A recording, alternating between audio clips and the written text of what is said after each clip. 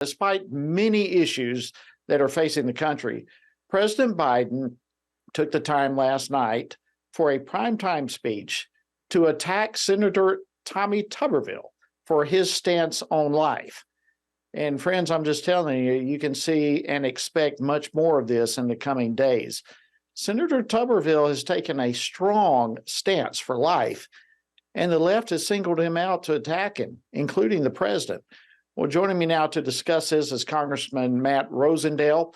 He serves on the House Committee on Veterans Affairs and the House Committee on Natural Resources, and he represents the 2nd Congressional District of Montana. Congressman Rosendale, always great to see you. Welcome to Washington Watch. Always good to be with you, Jody. Thanks for having me on. Well, it's our honor. All right, so let's, I just want to begin with your thoughts on the president singling out Coach Tuberville, Senator Tuberville, and just literally attacking him brutally. What's your take on that? Well, I think it's because Senator Tuberville is being righteous right now. He's on the right side of this argument, and the president is trying to use every tool that he has in order to force taxpayers to use their dollars to fund abortions through DOD. This is clearly in violation of the statute. This administration has gone and used rules to work around the statute. They did the same thing through Veterans Affairs, and we're having the same struggle. The problem is that we don't have the ability to hold up the nominations from being confirmed like the Senate does. I've gone over actually on several occasions. You're aware there's about a dozen of us House members that have gone over to the Senate. We are allowed to go onto the Senate floor and stand with Senator Tuberville as he's been pushing back against this taxpayer funding abortions through DOD. And the best way to do that is to keep these nominations from being confirmed, these advances from being confirmed. And so, again, I would be more than glad to continue to stand with the senator. Well, you bring up a couple of really good points. So let's just start there with your stance, along with a dozen or so others from the House that have consistently gone over and shown your support to Coach Tuberville. A couple of questions in that regard. First of all, why have you and others gone over to support him? And secondly, and related to that, why or is there support from other senators? Yeah, well, I can't explain why the other senators don't join in with them. We've got several weak links in the Senate, unfortunately.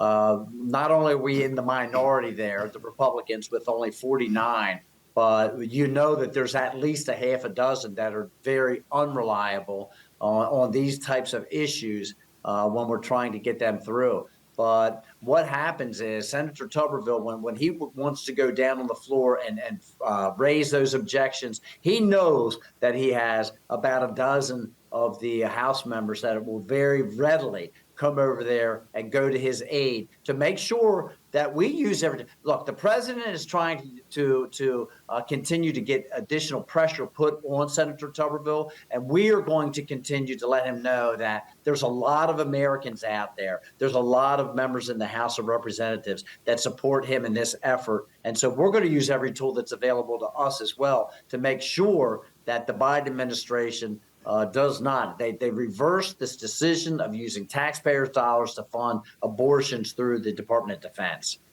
Well, that's the issue. I mean, all of this could be resolved with a stroke of the pen. This is an illegal act for the administration to be pushing this, and Tuberville not only is standing for life, but he's standing for the rule of law.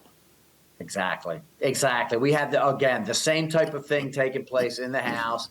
They say we can use the purse strings, and that's what we did with the National Defense Authorization Act. We amended the National Defense Authorization Act to remove any funding taxpayer dollars to be used for abortions. We had another amendment we placed on to make sure that no taxpayers' dollars were to be used for transgender surgeries or for their treatment. And that was my own amendment. The United States military, unfortunately, over the last decade, has been used as the largest social experiment in this nation, and it's undermining its readiness and anything that is being used that is not focused on making them the most effective fighting force on earth is merely a distraction. And it's the wrongful use of taxpayer dollars. And so that's the kinds of things that we're working on right now. It's not just the budget, okay, with the appropriation bills, as you know, we're going through that process now.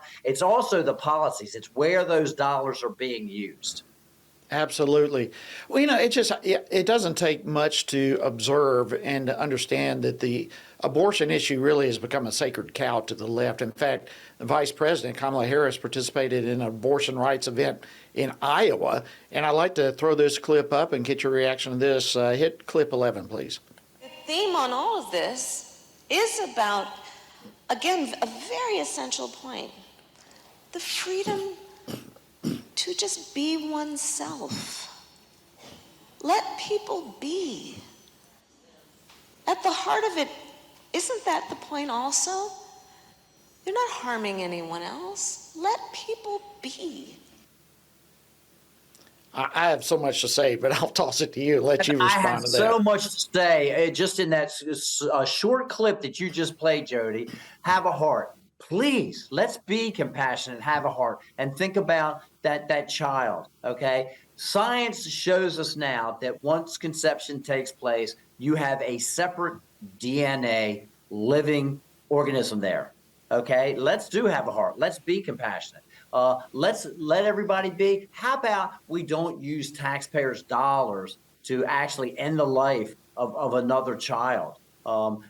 She is so wrong on so many counts in that just short clip. It's amazing to me. And there are people who want to fight continuously until we can make sure that taxpayers' dollars are not used to fund abortions.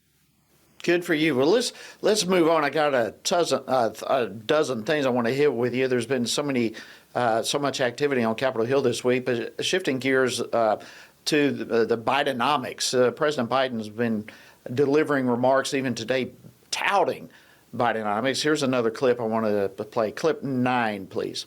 My dad used to say at the end of the month, the question is, you just have a little, after you pay all your bills, you have just a little breathing room, a little left over. Folks, that's Bidenomics. Bidenomics. Yeah, Just a little left over. Yeah. Bidenomics. I'll tell you what Bidenomics your reaction. is, Jody. Bidenomics is when you get to the end of the month and you're actually hitting your credit card because you don't have enough money to make ends meet. The energy costs have gone up dramatically because of the intentional actions of this administration to reduce our domestic energy production, all on the fantasy of the Green New Deal. That hits the people at the lower end and middle end of the income range the hardest. Whether you're talking about trying to keep your home heated, whether you're talking about trying to keep your home cooled in the summertime, the inflation numbers, we've seen them. They've inched down a bit, but my gosh, the additional money that the Biden administration pumped out into the economy through the federal government drove the inflation rates up to 8-9%, that our groceries and our regular supplies that we were trying to buy on a daily basis were getting out of reach for people, to the extent